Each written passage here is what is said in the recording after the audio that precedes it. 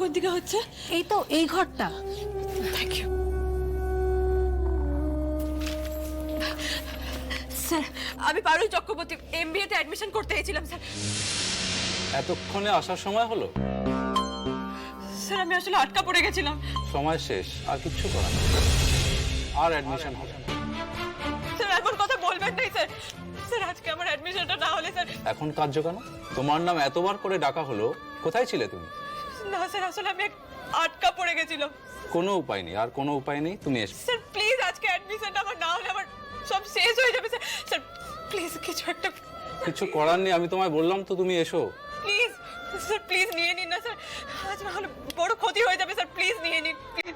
আজ অ্যাডমিশনের last date ছিল, সময় শেষ, ব্যাংকের লোকও চলে গেছে। ওরকম মূল্যে ভর্তি নেওয়া যায়? একটা সিস্টেম আছে তো নাকি? অযথা সময় নষ্ট করো না, তুমি এসো।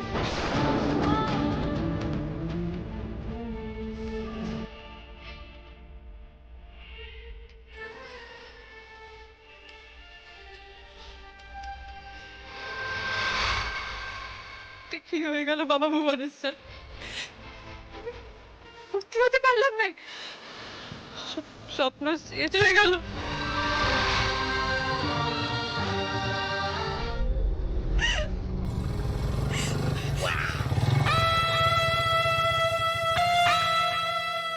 কি পারুল, দিনের কাছে কেউ কোনো লাভ হলো না তো?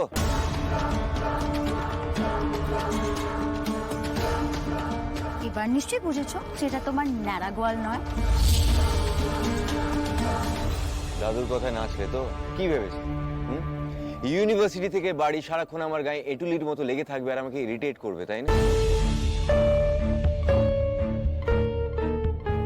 সেটা কিন্তু আমি হতে দেব না পারুল। আমার লাইফের চৌহদ্দির মধ্যে তোমাকে কোনো এন্ট্রি দেব না আমি।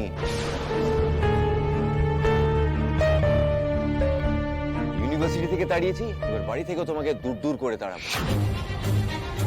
Just get lost, Parul, please.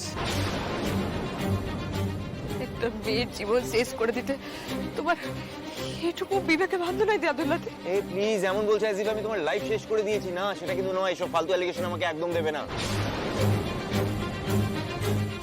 যা হয়েছে না তার জন্য তুমি দায়ী। তুমি কেন এসছো এখানে অ্যাডমিশন নিতে? কলকাতায় কি আর কোথাও MBA করা যায় না? হ্যাঁ,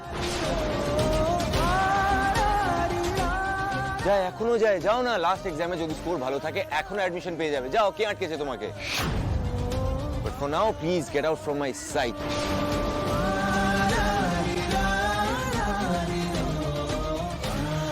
ছাড় না রায়, তুই কেন নিজের এনার্জি ইনভেস্ট করছিস বলতো? ও তোকে গিল্ট ট্রিপ দিয়ে যাচ্ছে আর সেগুলো তুই নিচ্ছিস। ও জাস্ট লিভ ইট। ইয়া, ওর লাইফ ও বুঝে নেবে। Let's go. ঠিক বলেছিস, ওর সাথে টাইম ওয়েস্ট করে কোনো লাভ নেই। Let's go.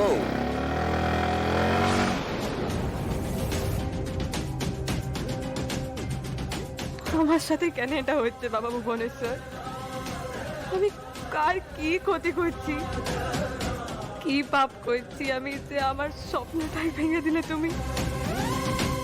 এই ইউনিভার্সিটিতে চান্স পাওয়ার লিগে আমি বেদম কেটেছিলাম, আর সেই ইউনিভার্সিটিটাই কেড়ে নিলে তুমি। শহরের লোকেদের কাছে না আমাদের চোখের জলের কোনো মূল্য নাই। ওরা সব পাথর বটে। কোনো ইমোশনের কোনো দাম নাই এদের কাছে।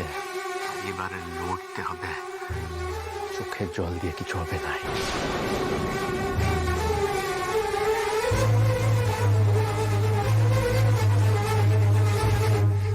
এদের এদের না জিনে প্রবলেম আছে দাদা।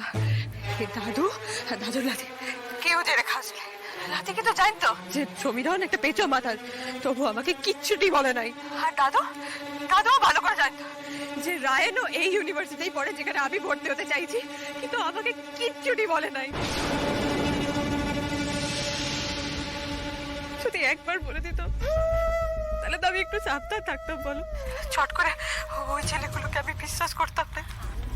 সোজা কথা বলতে এদের গায়ে এত কেন জ্বর আছে? আরে বোন, তুই এই ইউনিভার্সিটিতে তোর অ্যাডমিশনটা হয়ে যাবে এইটা ভেবে তুই অন্য কোনো ইউনিভার্সিটির ফর্মটা তুলিস নাই, সেগুলো জমা করিস নাই? ওখানে তো ইউনিভার্সিটিতে অ্যাডমিশন তো সব একই সময় হয়। এবার কি হবে রে বোন? হ্যাঁ, তোর তো এই অ্যাডমিশনটা না হলে তো একটা বছর পুরো বসে থাকতে হবে। সেটাই তো ভেবে পাচ্ছি না দাদা। এখানে একটা দিন আমি যুদ্ধ করে কাটাই, গোটা 1 বছর আমি কেমনে লেখাপড়া ছেড়ে কাটাইবো?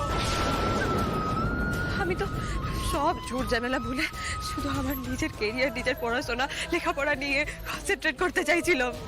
ওই দাদুর লাতে আমার সবটা কেটে দিল, সবটা।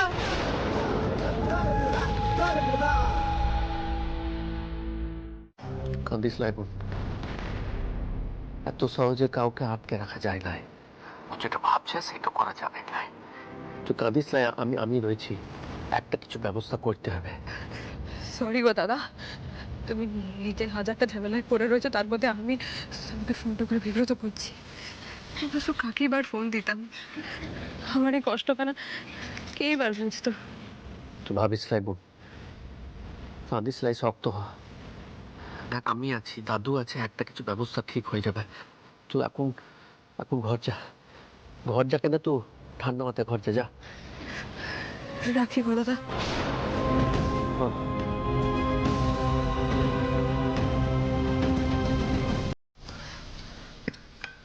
কিছু হয়েছে? কিছু নাই রুক্মিণী, অনেক কিছু হয়ে গেছে। কিভাবে কি তোমার ভাই পুরো সিরিয়াসনেস বুঝে নাই কোনো জিনিসের? ঘরের ঝগড়াটাকে ইউনিভার্সিটিতে টেনে নিয়ে গেছে। বিয়া তো নিয়ে তার সমস্যা আছে, এটা মেনে নিলাম, কিন্তু আমার বোনের লেখাপড়া নিয়ে তার টিচার শত্রুতা।